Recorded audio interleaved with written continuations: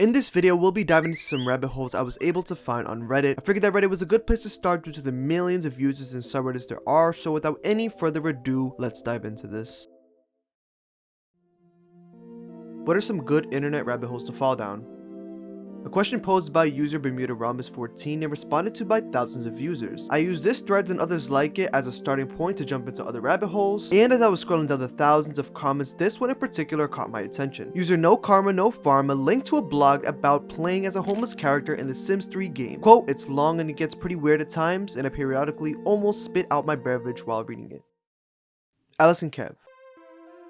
The name of the blog written by user Roberki. The goal of this challenge is to document Roberki's experience attempting a challenge within the Sims 3 game where they, quote, removed all of their remaining money and then attempted to help them survive without taking any of the game's unrealistically easy cash route. Nothing out of the ordinary so far, but let's dive into the challenge itself. There are exactly 60 entries and I won't be reading through any of them for brevity's sake. However, I'll be summarizing some of the entries briefly just to give you an idea as to what we're looking at here. Each entry is filled with its own events, and the story starts off with our protagonist, Alice and Kev. Kev is Alice's dad, and he's described to be mean-spirited, inappropriate, and hates children. Bro hates children, right? Yeah, has a freaking child. Make it make sense, bro. But moving on to Alice, she's described to have a kind heart, but is clumsy and doesn't think highly of herself. Now that we know our main characters, let me give you an idea as to how their journey plays out.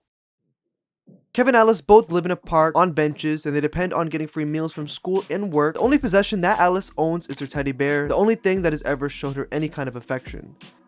Kev, Alice's own father, hates the idea of even sleeping next to her, prompting him to throw a tantrum whenever he sees her. She tries skipping school and looks for other places just to take naps due to her lack of energy. And when one day she was invited into someone's home, she jumped straight into their bed, and despite her unpleasant smell, they let her rest, taking pity on her. Kev is as disrespectful as ever, insulting people, trying to get into a relationship only to mess it up. He fails to build a career due to his arrogance, and it's sad because it seems like he's lost in his own pride. The story actually surprisingly goes on to be pretty progressive, especially in Alice's point of view, but for Kev, things aren't so hot as he continues with his usual shenanigans. Alice actually goes on to make a friend and opens up to him. She gets her first job. From her job, despite her rough living conditions, she will turn down the chance to improve her own life financially to aid in the improvement of others' lives as she donates to charity. Admittedly, I didn't think any of this would be that freaking interesting, but I read literally all 60 entries, and to me at least, the way I interpret it, it's a story of humility versus pride, how your life can start to look up if you remain humble, kind-hearted, etc., or how it can go in a downward spiral if you indulge in your pride or your arrogance. Links will be in the basement in the description if you would like to dive deeper into the story, but let's move on.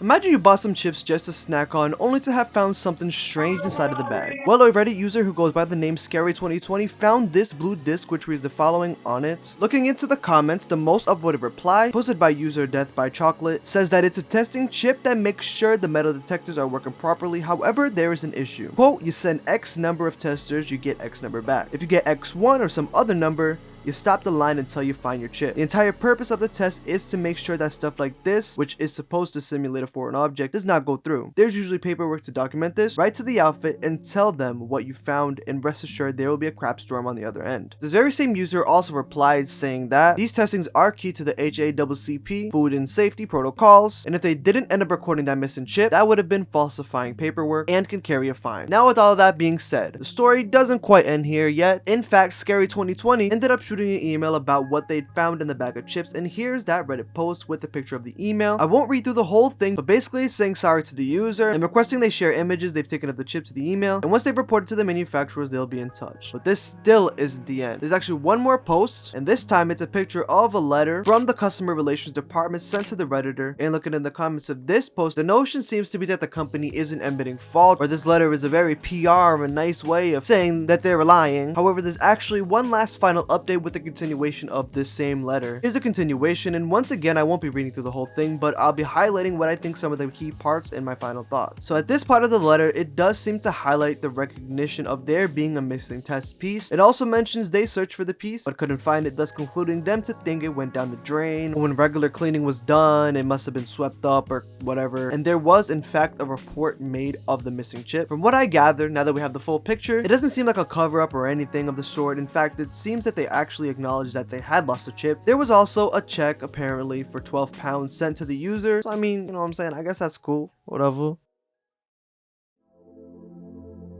I think I'm being watched. Is this a camera? Asked by a now deleted user on July 12th, 2017, looking on the Wayback Machine. First of all, they went by the name Internet User 1998, and secondly, not only is this account deleted, but the post was deleted as well, in turn removing the imgur link to the image, but thanks to the Wayback Machine we can retrieve said image. Here's the camera in question. It looks sort of like a pen, so I don't think whoever said it wanted it to be seen.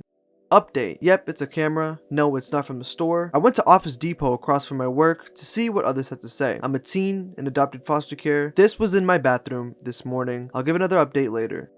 User Berries Cherries then chimed in saying the following. Hey, stop whatever you're doing right now and call the FBI at this number. When you call them, tell them that you found a camera in your foster parent's bathroom and you believe it was set up to record you and any others using the bathroom. Tell them your age and address and ask for an agent to come to the scene. This is not something you want to leave to CPS or the locals at this point. As a cop, I could say 1, this is illegal, 2, abusive, and 3, you need to get out of the house now. If you have any questions, shoot me a PM. It makes sense why the FBI being called was a sentiment echoed by not only this user but by a lot of the other users that have commented on this post. Looking at OP's post history, we can see that the guy who Internet User 1998 and his brother were living with was a creep to say the least. Quote, my parents died in 2013, sending my brother and me to foster care. For the past 3 to 4 years, I've lived with this guy and his dad who have done some awful and creepy stuff. It would feel wrong to exclude the fact that he supported my brother and me for so long, but this is unacceptable. A week ago, my brother moved out, leaving me with this guy who just put a camera facing the shower this morning. I don't want to live here anymore. I haven't for a while, but I have no one that will take me in at 16. I built the last 3 years of my life living here. I've tried calling CPS before. They came and left, and that can't happen again. I'm pretty much alone in this house with no one to talk to or help me. What am I supposed to do? Going through some more of OP's post history, we can see a lot more updates of the situation and some more tidbits of information pointing to the fact that both Internet User 1998 and their brother live with quote-unquote deranged off of their words. OP also mentioned the fact that they called CPS earlier that year, meaning that their situation could potentially go much deeper than we know. Now to wrap things up, there hasn't been any updates ever since this post right here posted in the r/legal advice subreddit, and it looks like all of OP's attempts to flee their situation have been in vain, unfortunately. However, today Internet User 1998 would be an adult, meaning that they're no longer obligated to stay in that household any longer, so I really hope this chapter of their life is way behind them,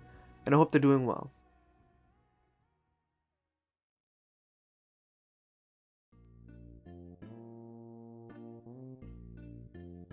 Thank you guys so much for watching this video. If you made it to this point of the video, comment down below, Joe Mama is a rabbit. And I want this video to be like the pilot, you know what I'm saying, of a series that I want to start on this channel. Of like internet rabbit holes and Reddit rabbit holes and stuff like that. Of course, as we continue on, the quality, editing, audio, visuals, everything is gonna get better. The actual rabbit holes themselves, the actual content, the meat and the bones of the video, I'll go more in depth in them, etc. Thank you so much for literally everything, bro. For literally all of the support that you have shown to this channel until this very point. Anyways, I don't have anything sappy to say today, so that's pretty much it, guys. Deuces. When I'm on YouTube, I be like Swanene, eating my chicken noodle soup just like Swanene. When I hit that